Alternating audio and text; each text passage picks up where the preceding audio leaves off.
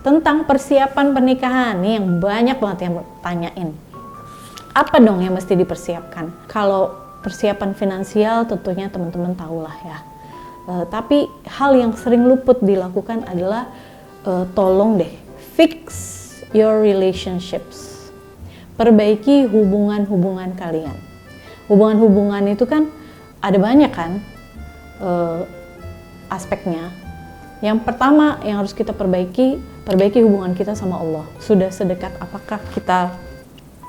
Sudah menghayatikah? Sudah cukupkah kita memahami cintanya dan kasih sayangnya Allah pada kita?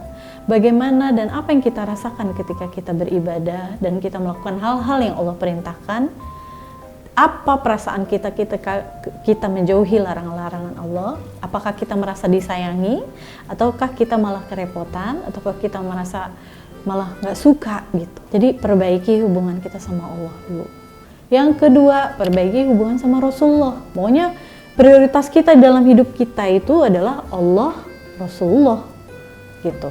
Baru deh orang tua kita. Ini kalau kita belum menikah ya. Rasulullah tuh yang gimana hubungannya? Kan Rasulullah udah meninggal, terus hubungan kita diperbaiki gimana ya? Kalian mengingat Rasul apa enggak? Seberapa sering kalian bersolawat kepada Rasul? Seberapa sering kalian mengingat dan menghayati betapa sampainya Islam kepada kita sekarang ini atas jasa Rasulullah? Seberapa dalam kalian menghayati betapa Rasulullah dengan akhlak mulia nan agung itu sesungguhnya sedang menuntun kita untuk supaya berperilaku yang sama, supaya hidup kita gampang, supaya hidup kita itu jauh dari masalah. Terus yang ketiga, setelah Allah dan Rasulullah, perbaiki hubungan kita sama orang tua kita. Orang tua kita yang sudah menghadirkan kita di muka bumi ini, ya. Orang tua kita yang sudah berkorban, menyayangi kita. Bagaimanapun lah perlakuan mereka di masa lalu, yang dulu pernah mukul kita mungkin, yang dulu pernah ngebully kita gitu ya, yang pernah ngejek-ngejek kita mungkin di hadapan saudara-saudara, atau dulu misalnya kita itu pernah misalnya kita diperlakukan agresif gitu dengan dipukul rotan atau apa, itu kita maafkan. Meskipun kalian nggak punya kesempatan untuk minta maaf secara langsung, misalnya orang tua udah meninggal atau kalian segan atau jengah gitu untuk memberikan maaf, tapi di dalam hati sekarang saat ini kalian maafkan mereka dan hayati bahwa semua yang terjadi di masa lalu itu atas takdir Allah SWT.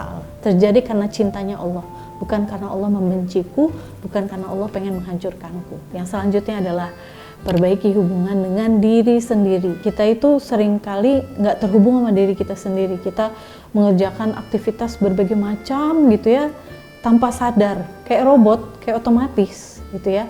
Kita kurang menghayati diri kita sendiri. Makanya penting banget kan kita untuk melantunkan doa, zikir. Sebenarnya Allah itu pengen kita supaya sadar. Itulah pentingnya makanya menjaga kesadaran dan kewarasan. Kita harus sadar dengan diri kita sendiri. Sudah seberapa mengenalnya kah diri kita terhadap diri kita sendiri? Kenal tuh bukan aku, namaku ini, aku lulusan ini, umur segini, hobiku ini, warna favoritku ini, bukan. Tapi apa ya hal-hal yang membuatku makin mensyukuri nikmat Allah?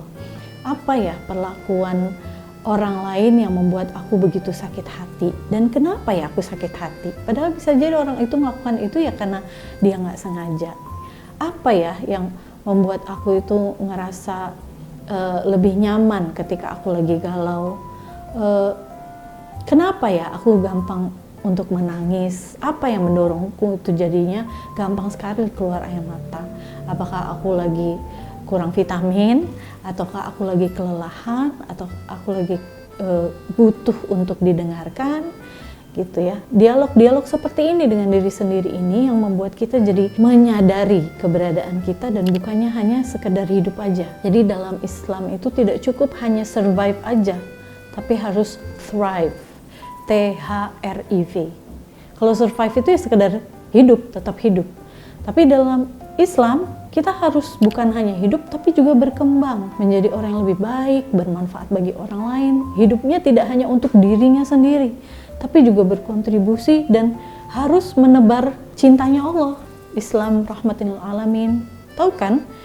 pentingnya menebar salam kemanapun kita pergi. Assalamualaikum warahmatullahi wabarakatuh. Tandanya kita harus menebar kebaikan kemanapun kita pergi.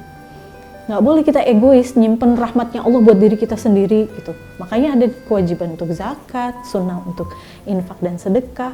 Menebar ini adalah bentuk kita untuk makin merasa bahwa kita ini adalah bagian dari komunitas maha besar ini yang dinamakan komunitas manusia. Jangan sampai kita merasa kesendirian. Teman-teman di Jepang kan sering ya berhadapan dengan fenomena hikikomori. Hikikomori itu saya soalnya sering banget nonton dokumenternya. Hikikomori itu yang mengisolasi diri, lalu lama-lama jadi meninggal sendirian gitu ya, nggak mau keluar rumah gitu ya. Itu ya karena dia merasa bahwa dia sendirian. Padahal dalam Islam jangan pernah ada manusia yang sampai merasa dirinya sendiri.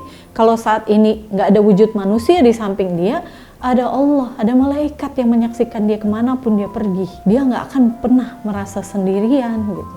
Bahkan tiap kita berzikir aja, itu sama aja kita bersama dengan Allah gitu. Ketika kita merasa takut, langsung kita baca doa, langsung perlindungan Allah hadir di dalam diri kita gitu. Artinya nggak ada momen dimana kita merasa sendirian.